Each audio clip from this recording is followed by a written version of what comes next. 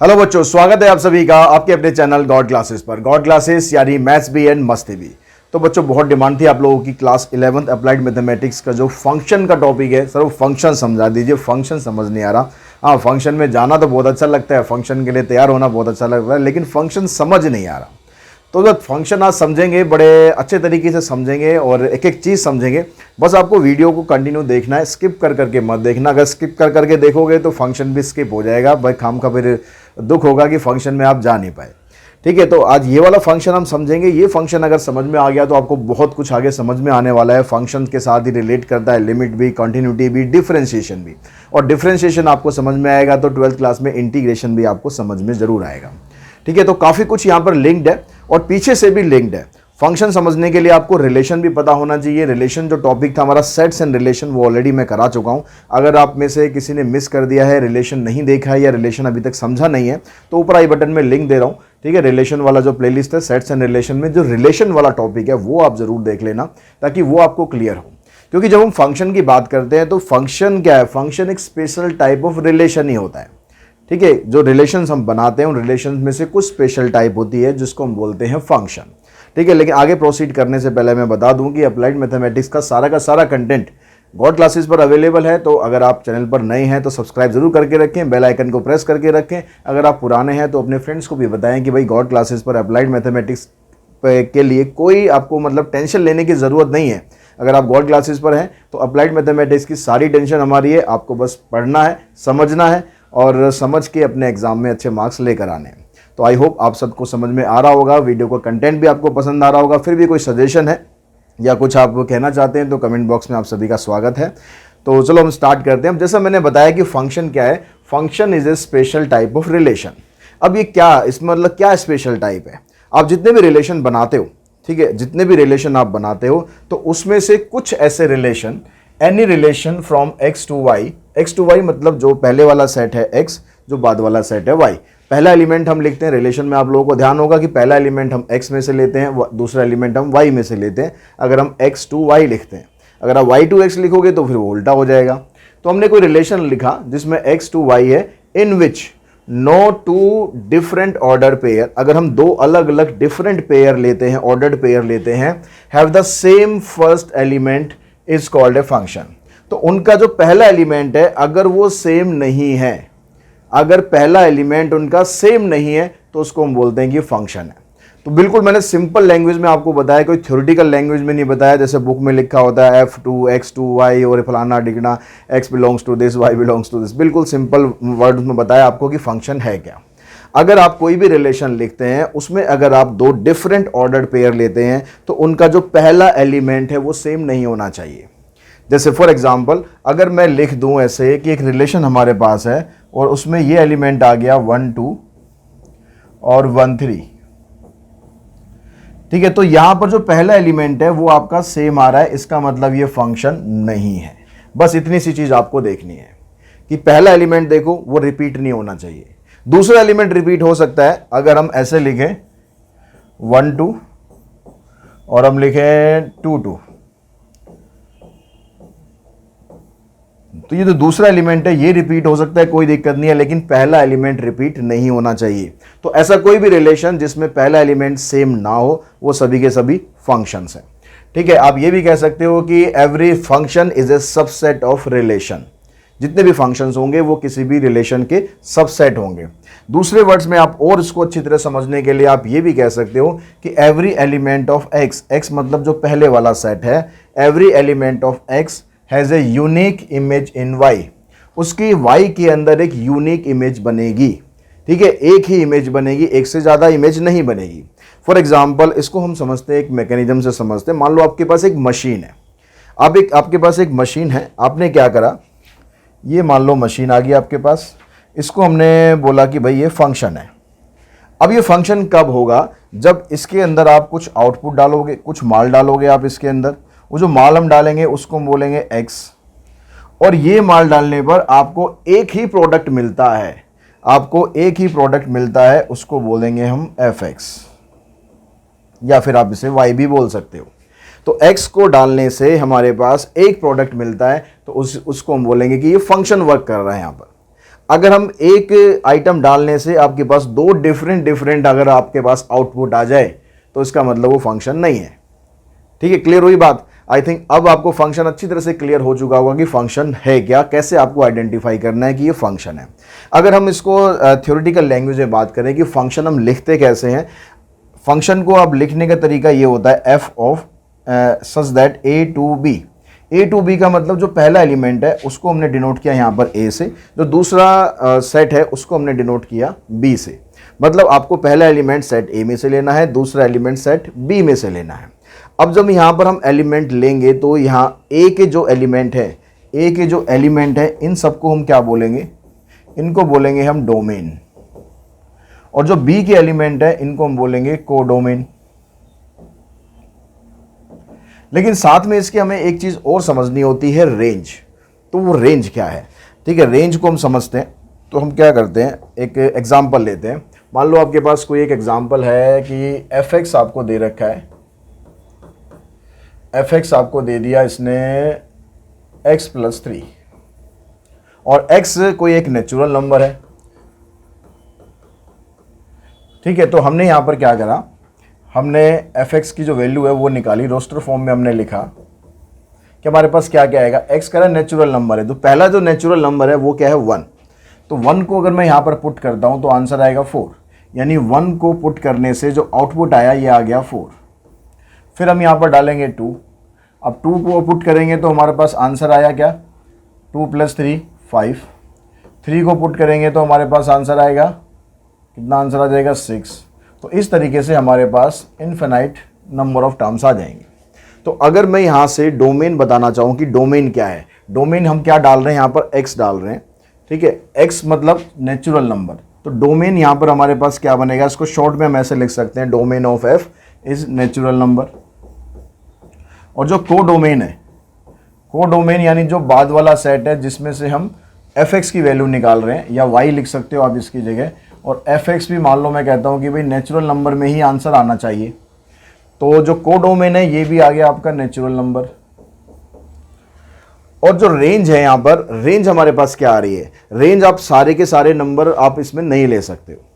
क्यों नहीं ले सकते? रेंज हमें क्या करना है, जो हम x को डालने से जो हमारे पास आउटपुट आ रहा है, जो हमारे पास रिजल्ट आ रहा है, उसको बोलते हैं रेंज। तो हमने पहला नेचुरल नंबर डाला 1, तो उससे हमारे पास रेंज आई 4। तो रेंज क्या बनी हमारे पास, रेंज आई 4 या फिर 5 6। उसके बाद जितने भी नंबर आते जाएंगे ये सारे आ जाएंगे रेंज में। तो जब भी आप ऑर्डर्ड पेयर में लिखोगे फंक्शन के एलिमेंट्स को, उसमें से जो पहला एलिमेंट होगा वो तो होगा डोमेन, और जो दूसरा एलिमेंट होगा वो होगा रेंज। कोडोमेन क्या होगा, जो y जो सेट है, जो बाद में जो सेट आप ले रहे हो, चाहे वो y है या b है, जो भी है, वो सारे के सारे एलिमेंट, चाहे वो किसी के साथ रिलेट करें या ना करें, वो सारे होते हैं कोडोमेन। जैसे मैं यहाँ पर अगर इसी को मैपिंग करके दिखाऊँ आपको, हमने कहा कि जो x है ये भी नेचुरल नंबर है, एफ एक्स है ये भी नेचुरल नंबर है। नेचुरल नंबर 1 से स्टार्ट होते हैं, 1 2 3 4 5, इस तरह से बहुत सारे नेचुरल नंबर हो गए, 1 2 3 4 5। तो जब हमने यहाँ पर 1 पुट किया तो 1 पुट करने से हमारा आंसर क्या आया, 4 आया, तो ये इसके साथ मैपिंग करेगा। 2 पुट करेंगे तो हमारे पास आ रहा है 5, 3 पुट करेंगे तो हमारे पास आ रहा है 6, इस तरह से। तो यहाँ पर ये जो एलिमेंट आएंगे जो यहाँ पर इसके साथ रिलेट करेंगे, और हर एक एलिमेंट इसका रिलेट करना चाहिए, क्योंकि हमने जो फंक्शन की डेफिनेशन है उसमें क्या पढ़ा, फंक्शन की डेफिनेशन में हमने पढ़ा एवरी एलिमेंट ऑफ एक्स, यानी एक्स के हर एक एलिमेंट को किसी ना किसी के साथ रिलेट करना है। तो यहाँ पर जितने भी एलिमेंट है वो इनके साथ रिलेट करेंगे, तो ये बनेगा हमारे पास, ये आ गया आपके पास डोमेन। और जो इसके साथ रिलेट कर रहे हैं, यहाँ 4 5 6 आगे जो भी रिलेट करेंगे वो बनेगा रेंज। और कोडोमेन के अंदर आपको ये पूरा का पूरा सेट लिख देना है, चाहे किसी के साथ रिलेट करे या ना करे, सारे एलिमेंट जितने भी आएंगे, जो बाद वाला सेट है उसके जितने भी एलिमेंट आएंगे वो सारे कहलाएंगे कोडोमेन। तो आई थिंक आपको समझ में आ गया होगा रेंज क्या है, कोडोमेन क्या है और डोमेन क्या है।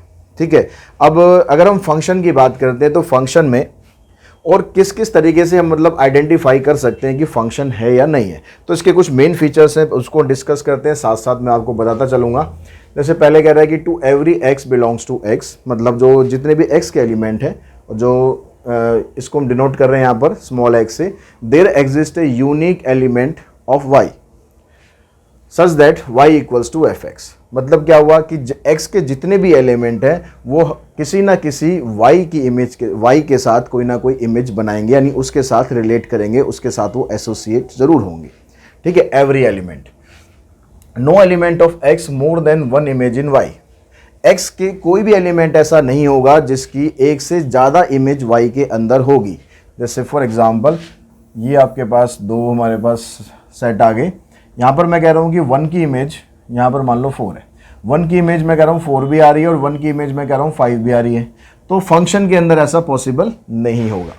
एक आउटपुट डालने से आपके पास हमेशा एक ही रिजल्ट आएगा। जैसे ऑलरेडी हम डिस्कस कर चुके हैं, अगर इसके ऑर्डर्ड पेयर बनाए तो 1 4 बनेगा और 1 5 बनेगा। 1 यहाँ पर रिपीट हो रहा है, पहला एलिमेंट रिपीट हो रहा है, पहला एलिमेंट रिपीट नहीं होना चाहिए। तो ये कह रहा है कि ऐसा नहीं होगा, ये फंक्शन नहीं होगा। ठीक है, आगे कहता है there may be element of Y which are not associated with X. यानी y के अंदर ऐसे एलिमेंट हो सकते हैं जो कि x के साथ एसोसिएट ना करें। जैसे हमने यहाँ पर देखा कि ये वाले जो एलिमेंट है इसमें से 1 2 3 ये इनमें से किसी के साथ भी एसोसिएट नहीं कर रहे, तो ये फंक्शन है। इसके एलिमेंट आप छोड़ सकते हो लेकिन इसके एलिमेंट नहीं छोड़ सकते, ये सारे के सारे रिलेट करने चाहिए। y के एलिमेंट ऐसे हो सकते हैं जो रिलेट ना करें। Distinct element of x may have same image in y। अगर आपके पास x के अलग अलग एलिमेंट जो हैं वो y के साथ सेम इमेज बना सकते हैं। जैसे फॉर एग्जांपल मान लो हमारे पास ये 1 2 3 4 और यहाँ पर हमारे पास है 1, तो 1 की इमेज 1 आ गई, 2 की 1 आ गई, 3 की 1 आ गई, 4 की 1 आ गई। ऐसा पॉसिबल हो सकता है क्योंकि जब आप इसको ऑर्डर्ड पेयर में लिखोगे 1 1 आएगा, 2 1 आएगा, 3 1 आएगा, 4 1 आएगा। पहला एलिमेंट रिपीट नहीं हो रहा है, सेकंड एलिमेंट रिपीट हो रहा है, सेकंड एलिमेंट रिपीट हो सकता है, कोई दिक्कत नहीं है। ठीक है, उसके बाद कहता है कि number of function from a finite set A to finite set B. जैसे नंबर ऑफ रिलेशन हम बनाते हैं कि कितने रिलेशन बन सकते हैं, ऐसी नंबर ऑफ फंक्शन निकालने का फार्मूला होता है। अगर हम from set A to set B बना रहे हैं तो number of element in set B raise to the power number of element in set A. अगर आप इसको उल्टा कर दोगे from set B to set A तो सेट ए यहाँ पर आ जाएगा उसके एलिमेंट और सेट बी के एलिमेंट पावर में चले जाएंगे। तो अगर आपसे सिर्फ इतना पूछा जाए कि how many functions are there तो आप इसमें ये वाला फार्मूला यूज़ कर सकते हैं। तो ये सारा फंक्शन का कंसेप्ट था। फंक्शन का कंसेप्ट आई थिंक आपको क्लियर हो चुका होगा। कोई अगर डाउट आता है तो कमेंट बॉक्स में आप सभी का स्वागत है, कमेंट बॉक्स में कमेंट करके आप पूछ सकते हैं। इसके आगे हम करने वाले हैं इसकी एक्सरसाइज 9.1।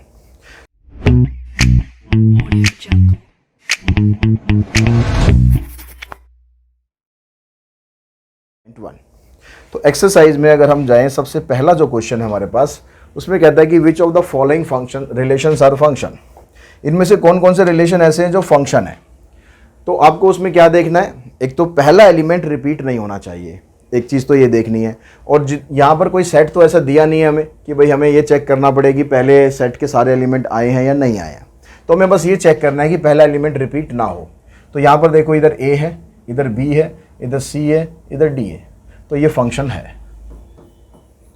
यहाँ पर कोई भी एलिमेंट ऐसा नहीं है जो रिपीट हो रहा हो। फर्स्ट एलिमेंट, सेकंड वाला हो या ना हो कोई फ़र्क नहीं पड़ता। ठीक है, सेकंड में देखो यहाँ पर 1 है, यहाँ पर 3 है, यहाँ पर 1 है, इधर भी 1 आ गया, इधर भी 1 आ गया, तो ये फंक्शन नहीं है। इधर देखेंगे 2 0 3 5 -1 3, देखो यहाँ 3 यहाँ भी रिपीट यहाँ आ रहा था, 3 यहाँ भी आ रहा है, तो इसका मतलब ये भी फंक्शन नहीं है। यहाँ पर देखते हैं 2 4 6 8 10 14 सारे डिफरेंट हैं, इसका मतलब ये फंक्शन है। अब क्वेश्चन में आगे मैंने यहाँ पूरा क्वेश्चन नहीं लिखा है, क्वेश्चन में आगे ये भी पूछ रहा है कि फंक्शन नहीं है, फंक्शन अगर है तो उसका रीज़न क्या है। रीज़न हमने बता दिया कि इसके अंदर हम क्या लिखेंगे, every domain has a unique image. इसमें लिखेंगे every domain has not a unique image, simple. ठीक है, उसके बाद कहता है if it is a function determine its domain and range. अगर ये फंक्शन है तो इसकी डोमेन और रेंज बताओ। तो इसकी डोमेन हम बताएंगे, डोमेन मतलब जो फर्स्ट एलिमेंट है। तो यहाँ डोमेन क्या आ जाएगा आपके पास, A B C D, A B C D. और रेंज क्या आ जाएगी इसकी, रेंज आएगी जो बाद वाला एलिमेंट है, बी सी डी ई,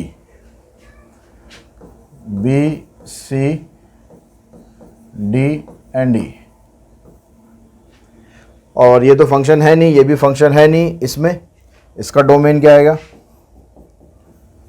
2 4 6 8 10 14 और रेंज क्या आएगी, रेंज आएगी इसकी 1 2 3 4, 3 दोबारा आ रहा है, रिपीट करने की जरूरत नहीं है, 7। ठीक है, इस तरह से आप डोमेन और रेंज दोनों चीज़ बता सकते हो। उसके बाद चलते हैं नेक्स्ट क्वेश्चन पर। नेक्स्ट क्वेश्चन में आपको x दिया हुआ है, y दिया हुआ है, कह रहा है which of the following relation is a function from x to y। यहाँ भी चीज़ वही बतानी है, लेकिन अब आपको यहाँ पर इसने सेट दे दिए हैं, तो सेट दे दिए तो आपको एक चीज़ और चेक करनी है। पहला एलिमेंट तो चेक करना ही करना है, रिपीट ना हो, लेकिन एक चीज़ और चेक करनी है कि जितने भी डोमेन के एलिमेंट हैं वो सारे रिलेट करने चाहिए, ये और देखना है। तो यहाँ पर देखो -4 ये रिलेट, पहले तो ये देखते हैं कि भाई रिपीट तो नहीं हो रहा, -4 है, 1 है और 2 है, सब डिफरेंट है।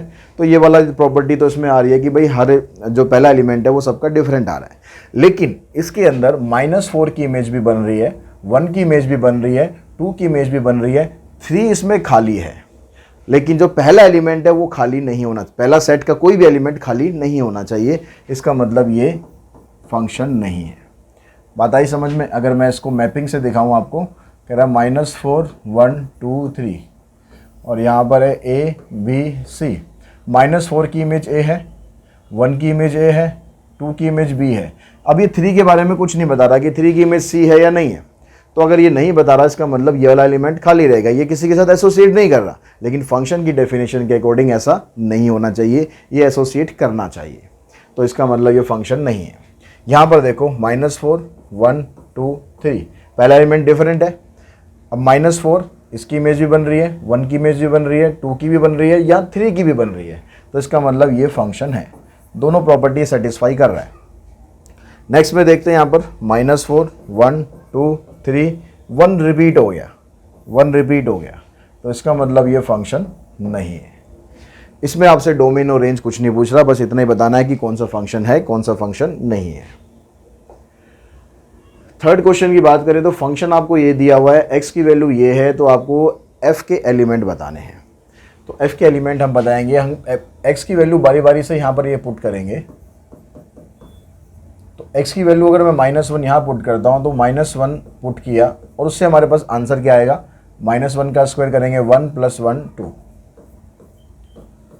फिर 0 पुट करेंगे तो 0 + 1, 0 पुट किया आंसर आया 1, फिर 1 पुट करेंगे तो 1 + 1 2, फिर 3 पुट करेंगे तो 3 का स्क्वायर 9 + 1, तो 9 + 1 हो गया आपके पास 10, 3 पुट किया तो हमारा आंसर आ गया 10।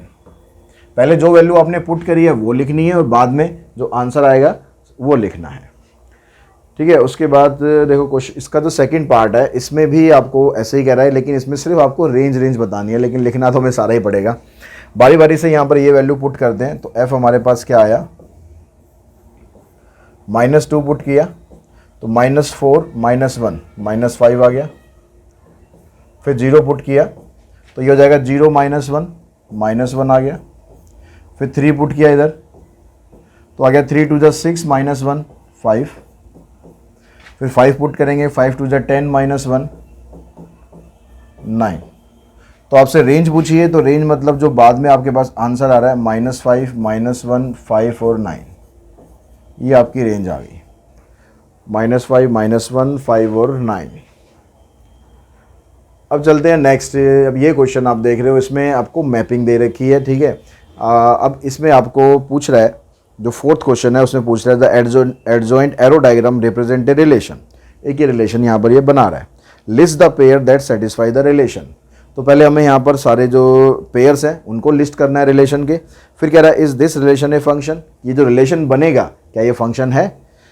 Also find the rule for the above correspondence, और फिर हमें एक रूल भी बताना, अगर फंक्शन है तो रूल भी बताना है। तो पहले तो आप रिलेशन बनाओ, इसमें एलिमेंट लिखो। देखो -1 के साथ 1 आ रहा है, -1 के साथ 1, 0 के साथ 0, फिर 1 के साथ 1, 2 के साथ 4 और -2 के साथ भी 4। तो यहाँ पर आप देख रहे हो कि जो पहला एलिमेंट है किसी का भी सेम नहीं आ रहा, यहाँ -1 है, यहाँ 0 है, यहाँ 1 है, यहाँ 2 है, यहाँ -2 है। तो सारे डिफरेंट डिफरेंट पहले एलिमेंट है। अगर पहले एलिमेंट सारा डिफरेंट है तो इसका मतलब लिखेंगे yes it is a function. अगर ये फंक्शन है तो आपसे पूछ रहा है कि इसमें रूल क्या लगेगा। तो एफ एक्स की वैल्यू आपको देखो क्या मिल रही है। अब आपको इसको आइडेंटिफाई करना पड़ेगा क्या प्रॉपर्टी इसमें आ रही है। अगर मैं देखो -1 का स्क्वायर करता हूँ तो 1 आंसर आएगा, और 1 का स्क्वायर करेंगे तो भी 1 आएगा, 0 का स्क्वायर करेंगे तो 0 आएगा, 2 का स्क्वायर करेंगे 4, -2 का स्क्वायर करेंगे 4। यानी यहाँ पर क्या हो रहा है, एक्स की वैल्यू का स्क्वायर हो रहा है। तो आप फंक्शन क्या लिखेंगे, f x equals to x square. अब एक्स किसको बिलोंग कर रहा है, एक्स बिलोंग कर रहा है सेट ए को, ठीक है। और आप ये लिख सकते हो जो एफ एक्स है या वाई है वो बिलोंग कर रहा है किसको, सेट बी को। अब क्वेश्चन नंबर जो 5th है उसमें भी आपको एरो डायग्राम दे रखा है, और उसमें आपसे पूछ रहा है write the relation represented by the adjoining diagram by listing the ordered pair, state the domain, the codomain and the range, फिर is the relation a function. तो पहले हम यहाँ पर देखो, यहाँ पर आप बनाओ रिलेशन। P की इमेज 3 है, Q की इमेज 7 है, R की भी 7 है, और S की इमेज 1 है। तो डोमेन यहाँ पर क्या हुआ, डोमेन यानी जो पहले वाले सेट जो किसी ना किसी के साथ रिलेट कर रहे हैं, तो सारे रिलेट कर रहे हैं, P Q R S।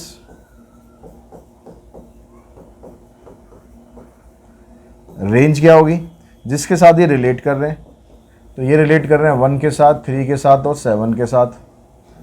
Codomain क्या होता है, जो बाद वाला सेट है वो सारा का सारा, चाहे वो रिलेट कर रहे हो एलिमेंट चाहे ना रिलेट कर रहे हो, तो बाद वाले एलिमेंट में 1 3 5 7, तो ये सारा लिखना है 1 3 5 7। या आप सिंपली ऐसे भी लिख सकते हो सेट बी। उसके बाद पूछ रहे हैं कि ये फंक्शन है या नहीं। तो यहाँ पर आप देख रहे हो कि हर एक डोमेन की एक डिफरेंट रेंज आ रही है, पहला एलिमेंट रिपीट नहीं कर रहा है, तो yes it is a function.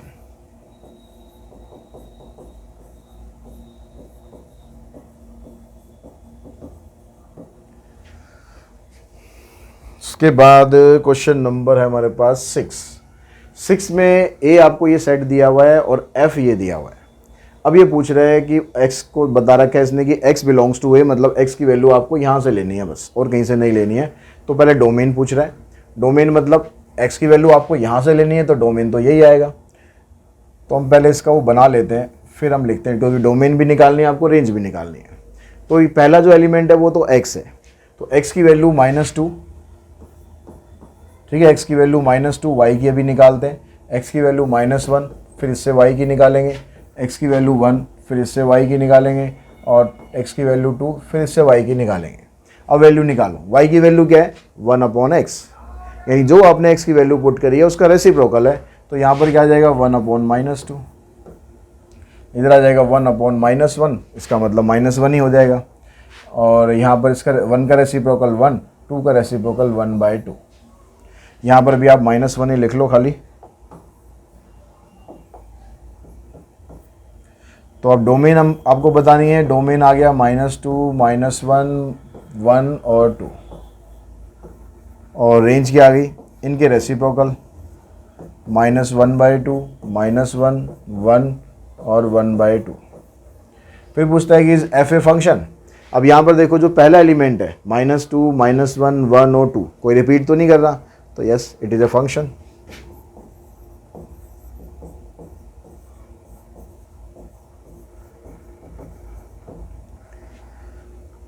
Question number 7 में कहता है कि एफ एक्स तो आपको ये दिया हुआ है, ए और बी दोनों इंटीजर्स हैं, f-1 की वैल्यू ये है, f3 की वैल्यू ये है, तो ए और बी बताओ। तो ये जो रिलेशन आपको दिया हुआ है और यहाँ पर ये जो लिखा हुआ है इसको आपको समझना है कि ये क्या दिया हुआ है। तो ये कहता है हमारे पास जो फंक्शन को हम लिखते हैं, तो यहाँ पर क्या होता है एफ एक्स हमारे पास किसके बराबर होता है, y के बराबर होता है। तो ये वाली जो वैल्यू है ये x की है, ये वैल्यू y की है। तो यहाँ पर आप क्या करो, एफ एक्स का मतलब y हो गया ना, तो एफ एक्स की वैल्यू आपको दे रहा है ये 5, कब, जब x की वैल्यू -1 है, ठीक है। यहाँ से x की वैल्यू -1 है, वो हमने यहाँ पर पुट करी, और एफ एक्स की वैल्यू क्या आ रही है 5, वो हमने पुट करा है यहाँ पर एफ एक्स की जगह। तो हमारे पास एक इक्वेशन बन गई -a + में b। सेम ऐसे ही आपको जो दूसरा दिया हुआ है f3 इक्वल्स टू 3, यानी यहाँ पर x की वैल्यू भी 3 है और fx की वैल्यू भी 3 है, तो दोनों आप यहाँ पर पुट कर दो, fx की जगह 3 और x की जगह भी 3। ये बन गया आपके पास सेकेंड इक्वेशन। इन दोनों में लगा दो एलिमिनेशन मेथड, माइनस का साइन लगाओ, b से b कैंसिल हो जाएगा, 5 - 3 2, माइनस है -3 है -4 है, तो a की वैल्यू आ गई -1/2। अब a की वैल्यू आप पुट कर दो फर्स्ट में, 5 इक्वल्स टू माइनस a की वैल्यू -1/2 प्लस में b। अब यहाँ पर हो जाएगा +1/2, लेकिन इधर लाओगे तो -1/2, तो यहाँ से आप b की वैल्यू निकालोगे तो आ जाएगी 9/2। तो a की वैल्यू -1/2 और b की वैल्यू 9/2 गलत आ रही है, f -1 -5 है।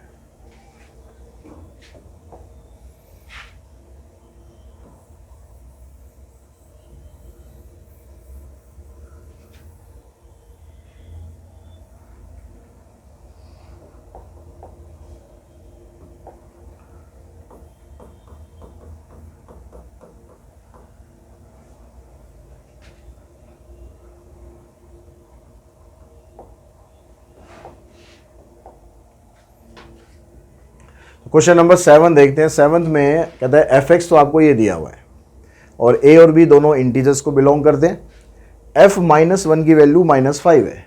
अब f -1 की वैल्यू -5 का मतलब क्या हुआ कि अगर आप x की जगह -1 डालते हो तो आपके पास fx की वैल्यू -5 आएगी। अब ये वैल्यू आपको यहाँ पर पुट कर लेनी है। तो ये कह रहा है कि x की जगह अगर -1 है तो fx की जगह -5 है, तो यहाँ जो fx है उसकी जगह आप डालो -5 और यहाँ जो x है इसकी जगह डालो -1। तो यहाँ से आपके पास एक इक्वेशन बन गई -a प्लस में b। ये आपके पास आ गई इक्वेशन फर्स्ट। अब ऐसे यहाँ पर है x की वैल्यू कह रहा है 3 है तो fx की वैल्यू भी 3 है। fx और x दोनों की जगह 3 पुट कर दो, तो यहाँ पर ये 3 बनेगा, यहाँ 3 पुट करोगे तो यह आ जाएगा 3a प्लस में b। अभी जो दोनों इक्वेशन आ रही है इन दोनों को सॉल्व कर दो, a और b की वैल्यू निकल जाएगी। तो एलिमिनेशन मेथड यूज़ कर लो, साइन चेंज कर दो, ये कैंसिल हो गया, -8 आ गया, यहाँ से -4 है, तो a की वैल्यू बन गई 2। अब a की वैल्यू 2 आप पुट कर दोगे फर्स्ट में, तो यार -5 इक्वल्स टू -2 प्लस में b। इस -2 को इधर लाओगे तो b की वैल्यू आ जाएगी -3। तो a की वैल्यू 2 आ रही है और b की वैल्यू -3। नेक्स्ट जो क्वेश्चन है इसमें भी आपको ये fx दिया हुआ है। fx देना हुआ मतलब क्या है कि ये आपके पास x की वैल्यू है और ये fx की वैल्यू है। तो इसको अगर मैं इस फॉर्मेट में लिखूं तो ऐसे लिखा जाएगा fx इक्वल्स टू 3x - 5। ठीक है, यहाँ पर x नहीं दिया हुआ है क्वेश्चन में, खाली f दिया हुआ है। तो fx को हम ऐसे लिखेंगे 3x - 5 और कह रहा है कि a और b की वैल्यू फाइंड करनी है। अगर a4 और b के साथ क्या है हमारे पास, b के साथ है 1b, यहाँ पर है 1b।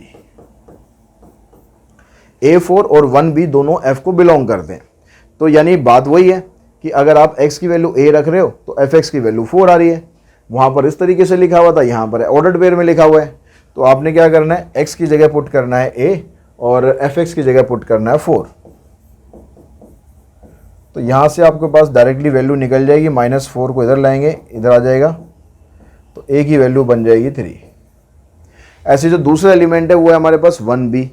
अब आपको x की जगह रखना है 1 और fx की जगह रखना है b। तो 3 - 5 ये आ जाएगा -2। तो a की वैल्यू आ जाएगी 3 और b की वैल्यू आ जाएगी -2। तो इसी क्वेश्चन के साथ ही ये जो एक्सरसाइज है और ये वीडियो दोनों हम यहाँ पर फिनिश कर दें। आपको वीडियो अगर पसंद आएगा तो अपने फ्रेंड्स के साथ ज़रूर शेयर करें और साथ ही बेल आइकन को भी प्रेस करके रखें ताकि आगे आने वाले वीडियोस आपको लगातार मिलते रहें। आज की इस वीडियो में इतना ही। Thanks to all of you.